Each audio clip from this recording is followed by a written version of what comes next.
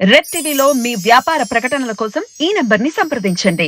వచ్చే parliament elections దృష్టిలో ఉంచుకొని బీజేపీ ఈసారి ఓల్డ్ సిటీలో గట్టి పాగా వేయడానికి ప్రయత్నిస్తుంది. దీన్ని బేస్ చేసుకునే అక్కడ అసదుద్దీన్ పోటీగా మాధవీలత గారిని దించారు. అసలు ఎవరి మాధవీలత, మరి ఈమె అసదుద్దీన్కి గట్టి పోటీ ఇస్తుందా లేదా, మరి ఈసారైనా బీజేపీ ప్లాన్ ఓల్డ్ సిటీలో వర్కౌట్ అవుతుందా లేదా? సో ఇదే అంశం మీద డిస్కస్ చేయడానికి ప్రజెంట్ మనతో పాటు సీనియర్ జర్నలిస్ట్ జయదేవ్ గారు ఉన్నారు. వారితో ఒకసారి డిస్కస్ చేద్దాం. సార్ నమస్కారం. సార్ నమస్తే.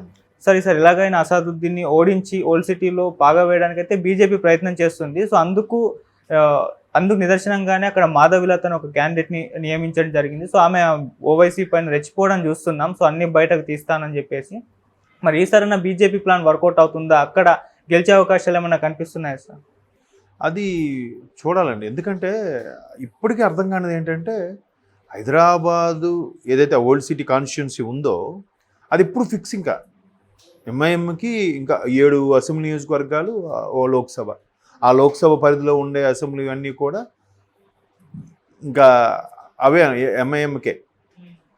సో అది మారాలని చాలామందికి అభిప్రాయం ఉంది. అంటే ఒకే అక్కడ ఆయన మంచి చేస్తున్నాడా చెడు చేస్తున్నాడా విషయం కాసేపు పక్కన పెడితే, అసలు కంటిన్యూస్గా ఒకే వ్యక్తి వస్తే ఒక నియంత్రిత పోకడలకు వెళ్ళిపోతుంది కదా ఎవరైనా సరే. సో అట్లా పోకుండా ఉండడం కోసం, లేదా ఏం చేస్తున్నారు ప్రజలకి, ఏమైనా అభివృద్ధి చెందుతున్నారా, ఎడ్యుకేషన్ పరంగా అభివృద్ధి చెంది ఏమైనా జరిగితే అప్పుడు ఖచ్చితంగా ప్రజల్లో కూడా మార్పు వస్తుంది.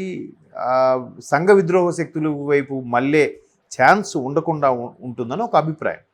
సో అలాంటి నేపథ్యంలో అసదుద్దీన్ ఓవైసీ గారు కూడా చాలా విమర్శలు ఉన్నాయి. ఆయన జై హింద్ అనే మాట చెప్పనని, అలాగే జాతీయ జెండా కూడా ఎగరవేయకుండా ఉండడం కోసం జెండా ఎగరేయలేదని, ఇలా చాలా విమర్శలు ఉన్నాయి ఆయన మీద. సో ఇట్లాంటి విమర్శలు దాంతో ఆల్రెడీ ఓల్డ్ సిటీ పరిధిలో ఉండే మన గోషామాల ఎమ్మెల్యే రాజా సింగ్ గారు లాంటి వ్యక్తులు కొంత బీజేపీ తరఫున జెండా పాతినప్పటికి కూడా ఇంకా పూర్తి స్థాయిలో లేదు. జస్ట్ ఒక 10% లోపే ఉంటుంది ఆక్యుపేషన్ బీజేపీ అనేది old city. But old city అంతా కూడా ఈ హైదరాబాద్ కాన్స్టిట్యూన్సీ ఏదైతే లోక్సభ ఏదైతే నియోజకవర్గం ఉందో, ఈ చార్మినార్ కానీ ఇవన్నీ కూడా, వీటన్నిటికి కూడా అదే పంథాలో ఎంఐఎంఏ గెలుచుకుంటూ వస్తుంది. సో అది మారాలంటే బీజేపీ ఎప్పటి నుంచో ప్రయత్నం చేస్తుంది. అయితే ఈసారి ఈ సామాజికవేత్త మాధవీలత గారు ఇంట్రొడ్యూస్ అవ్వడం అనేది నాకు తెలిసి ఫస్ట్ టైం ఒక మహిళ ఎట్లా ప్రయత్నించడం అనేది. సో ఈవిడేం చేస్తారనేది చూడాలి. లెట్స్. అంటే ఈవిడ చాలా ఓల్డ్ సిటీకి సంబంధించి కానీ చాలా హెల్ప్ చేశారు. సుమారుగా కొన్ని వందల మందికి ముస్లిం మహిళలకి ఫ్రీ కాన్పు అయ్యేలాగా చేయడం, అట్లా డాక్టర్ కూడా చేశారో సంథింగ్, ఇట్లా సర్వీస్ చేస్తారో తెలియదు కానీ ఇట్లా అనుకుని నేను చాలా వార్తలు విన్నాను ఆవిడ గురించి గతంలో కూడా. బట్ మాధవీలత అంటే ఒక సామాజికవేత్త, సొసైటీకి యూజ్ అయ్యే పనులు చేస్తుంటారు, మోటివేషన్ చేస్తుంటారు, ఎవరికి ఏమైనా కష్టం వచ్చిందన్న ప్రజల దృష్టిలో ఆలోచించి వాళ్ళ కోసం పోరాటం గట్రా చేస్తుంటారు అన్నట్టుగా వార్తలు చూసాం. కానీ అంటే ఇంతగా ఆవిడ ఫెమిలియర్ అవుతారని అనుకోలే. అయితే ఆవిడ ఇలా చేసుకుంటూ పోతున్నప్పుడు బీజేపీ ప్రకటించిందంట. ఈవిడ ఇంకా పార్టీ కండువా కప్పుకోకముందే ఆవిడకి బీజేపీ ప్రకటించింది. ఆ తర్వాత ఎందుకంటే ఒకవేళ ఆవిడకి ఇస్తారేమో అనుకుని ఆల్రెడీ బీజేపీలో ఉన్న వాళ్ళు కొంతమంది కొన్ని రకాల స్టేట్మెంట్స్ ఇవ్వడం, ఆవిడకి ఎందుకు ఇస్తారు, ఆవిడ మా తరపున మాలో గెలిచే నాయకులు లేరా, మా దగ్గర కూడా ఉన్నారు గెలుపు గుర్రాలు అన్నట్టుగా కొంతమంది బీజేపీ సీనియర్ నేతలు వ్యాఖ్యలు చేయడం, రకరకాలుగా అది వేరే దుమారం లేగింది. అయితే దీన్ని ఇప్పుడు పేస్ చేసుకొని మొత్తానికి ఆవిడకే టికెట్ కన్ఫర్మ్ అయిన తర్వాత అప్పుడు వెళ్ళి ఆవిడ తెలంగాణ ఇన్ఛార్జ్ ఢిల్లీలో ఉన్న ఆయన పేరు మర్చిపోయాను, ఆయన దగ్గర సమక్షంలో కండువా కప్పుకోవడం ఇవన్నీ జరిగాయి. సో అట్లాంటి జరిగినప్పుడు ఇప్పుడు ఆవిడకి మీడియా ముఖంగా ప్రశ్నిస్తే ఏం చెప్తారు ఆవిడ, మీకు ఎవరన్నారు కదా, పర్టికులర్గా మీరు పార్టీలో చేరకపోయినా మీకు ఇచ్చారు అన్నట్టు కూడా మాట్లాడతారు కదా. అలా మాట్లాడినప్పుడు సొంత పార్టీలో ఉంటే ఇంట్లో మనుషులు అన్నట్టే లెక్క అన్నట్టుగా మాట్లాడింది ఈవిడ. ఇంట్లో మనుషులు ఏమన్నా పట్టించుకుంటామా, పార్టీలో ఉండడం ముఖ్యం, పార్టీ నుంచి గెలుపు రావడం ముఖ్యం అంటూనే ఆవిడ సందర్భంగా బీజేపీలో మొత్తానికి కండువా పుచ్చుకున్నారు. ఆవిడ టికెట్ కూడా కన్ఫర్మ్ అయింది ఓల్డ్ సిటీది. తర్వాత అసదుద్దీన్ విషయం మీద వ్యాఖ్యలు కూడా చేశారు, సవాల్ కూడా విసిరారు. మీరు అటు ముస్లిం యువతకు కానీ ఇటు హిందూ యువతకు కానీ ఎవరు కూడా సరైన న్యాయం జరిగింది లేదు, చాలా దారుణాలు అయితే జరుగుతున్నాయి, కొన్ని చెప్పుకోలేని విషయాలు కూడా ఉన్నాయి, అవన్నిటిని కూడా చెక్ పెట్టాలి, ఖచ్చితంగా నేను వస్తే చెక్ పెడతాను అన్నట్టుగా. అంటే ఇక్కడ బీజేపీకి కూడా ప్లస్ ఏంటంటే ఆ ట్రిపుల్ తలాక్ ఏదైతే ఉందో అది కొంచెం బెనిఫిషియరీ పాయింట్. బట్ మైనారిటీలు అంటేనే బీజేపీ కొద్దిగా యాంటీగా ఉంటారు, బట్ కాంగ్రెస్కి ఫేవర్గా ఉంటారు, అది వేరే విషయం. బట్ బీజేపీలో కూడా మంచి మంచి లీడర్స్ నేషనల్ లెవెల్లో కూడా వాళ్ళని తీసుకోవడం, వాళ్ళని కలుపుకోవడం అనే అంశం మీద కొంత బీజేపీకి ఫేవర్గా ఉంది. జనరలైజ్ చేసి చూస్తే అలా కాదు, అందరూ ఒకటే. ఎందుకంటే వీళ్ళకే సెపరేట్ రూల్స్, వాళ్ళకి సెపరేట్ రూల్స్, వాళ్ళు భారతీయులే, వీళ్ళు భారతీయులే, మరి వాళ్ళకే సెపరేట్ రూల్స్ ఎందుకు పెట్టాలి?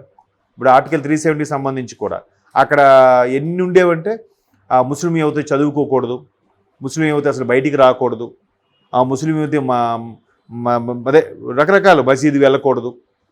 ఇట్లాగా వాళ్ళకి చాలా ఉంటుంది. మసీదులు జనరల్గా వెళ్ళరు ఎవరు కూడా, ఎందుకో వాళ్ళ సిద్ధాంతపరంగా.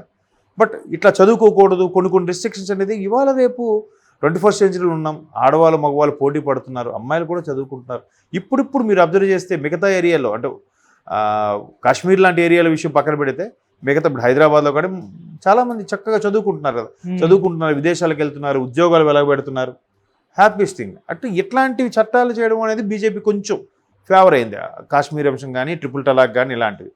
సో అవేమైనా వీళ్ళు సరిగ్గా ప్రొజెక్ట్ చేసుకోగలిగితే కొంచెం యూజ్ఫుల్గా ఉంటుంది ఆవిడకి. అది యూజ్ఫుల్గా ఉంటుంది, చూద్దాం. ఎందుకంటే అసదుద్దీన్ గారికి కానీ ఎంఐఎం పార్టీకి కానీ ఇంతవరకు తిరుగులేదు అక్కడ. వాళ్ళు జెండా పీకి ఇంకో జెండా పాతిన సందర్భాలే లేవు నాకు తెలిసి. ఇప్పటికే ఆయన ఒక 4వ 5వ ఎంపీగా గెలవడం, the one and only MP. But ఆయన ఎప్పుడు ఒక్క ఎంపీ అయినా కానీ ఆయన స్వరం ఆయన వినిపిస్తూనే ఉంటాడు. పార్లమెంట్లో ఏదైనా సమస్య వచ్చినప్పుడు కానీ, లేదా ఆ పర్టికులర్ కమ్యూనిటీకి సంబంధించిన కానీ ఏమైనా విషయాలు వచ్చినప్పుడు ఆయన ఖచ్చితంగా గొంతెత్తి లేవనెత్తి మాట్లాడుతుంటారు కూడా. సో ఇప్పుడు మరి ఒక్కసారిగా అట్లా ఏమైనా చేంజ్ అయితే ఎట్లా ఉంటుంది చేంజెస్ అనేది కూడా చాలామందికి ఉత్సుకత ఉంది. అక్కడ ఎంఐఎం కాకుండా వేరే పార్టీ ఏదైనా జెండా పారితే ఏమైనా చేంజెస్ వస్తాయా, అక్కడ పరిస్థితుల్లో కానీ, సర్కమ్స్టాన్సెస్ కానీ, ఓల్డ్ సిటీలో ఉండే కొన్ని రకాల విషయాల్లో కానీ చేంజెస్ వస్తాయా అనే ఆతృత అయితే అందరికీ ఉంది, యాంగ్జైటీ ఉంది. బట్ అది ఎప్పుడు సాకారం అవుతుందో, ఎప్పుడు చేంజెస్ వస్తాయో లేదో అని మరి డౌట్ఫుల్. ఎందుకంటే అక్కడ ఈయన్నే గుడ్డిగా నమ్ముకొని ఉంటారు, అక్కడ ఏం చేంజెస్ అవ్వట్లేదు, ఎవరి బతుకులు వాళ్ళే ఉన్నాయని కూడా చాలామంది ఆర్టికల్స్ కూడా రాశారు దాని మీద కొన్ని దాన్ని ఏమంటారు, ఒక బయోగ్రఫీ టైప్లో కొన్ని షూట్స్ కూడా చేసి మనం చాలాసార్లు యూట్యూబ్లో కూడా చూస్తూ ఉంటాం.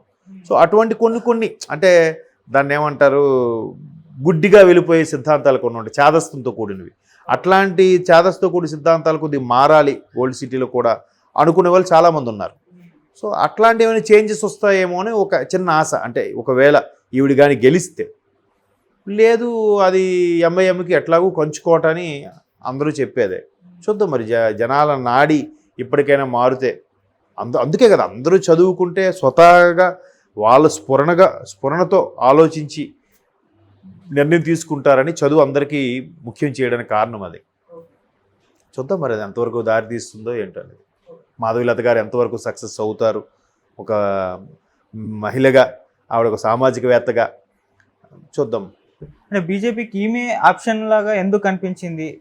ఆమె పార్టీలోకి లేదు, అంటే ఇచ్చిన తర్వాత సీట్ ఇచ్చిన తర్వాత పార్టీలో జాయిన్ అయింది, ఎందుకు ఈమె ఆప్షన్గా కనిపించింది? అంటే ఈవిడ చెప్పాను కదా, చాలా సామాజిక విషయాల్లో ఎస్పెషల్లీ ఓల్డ్ సిటీ వరకు ఏవేవి వాళ్ళు కొన్ని మినిమం కనీస ఫలాలు అందరం ఏవైతే ఉన్నాయో వాటిని ఆవిడ ఫుల్ఫిల్ చేయడానికి చాలా వరకు ట్రై చేసింది. పురులు పోయడం కానీ, చిన్నపిల్లలకి ఆడపిల్లలకి ఎడ్యుకేషన్ పరంగా కానీ కొన్ని ఫైట్ చేసి చేయడం అనేది అది డేరింగ్తో కూడిన విషయమే ఓల్డ్ సిటీ వరకు. ఇప్పుడు మనకి ఎక్కడ మీరు అబ్జర్వ్ చేస్తే చాలాసార్లు కూడా నాకు కూడా ఒకసారి ఒక మీటింగ్కి వెళ్తే ఆయన స్పీచ్ చెప్పారు. మనకి ఇక్కడ ట్రిపుల్స్ ఇట్లా వెళ్తే ఇష్యూ అవుతుంది, అక్కడ మాత్రం సర్వసాధారణంగా ట్రిపుల్ రైడింగ్లోనే తిరిగేస్తూ ఉంటారు, అక్కడ పెద్దగా కేసులు బనాయించినట్టు కూడా నేను ఎప్పుడు చూడలేదు అన్నట్టుగా. ఎందుకో మరి అటువంటి భేదాభిప్రాయాలు ఉన్నాయా, లేదంటే రూలింగ్లోనే తేడా ఉందా, రాష్ట్ర ప్రభుత్వ రూలింగ్లోనే తేడా ఏమైనా ఉందా అనేది మనకు తెలియదు మరి. సో ఇట్లాంటివన్నీ మారాలి కదా, అందరూ ఎడ్యుకేట్ అయితే, అందరూ డెవలప్ అయితే ఇట్లాంటివి కొన్ని చిరాకు తెప్పించే అంశాలు ఉంటాయి, సంఘ విద్రోహం సంబంధించిన విషయాలు, అవి తగ్గుతాయని నా అభిప్రాయం.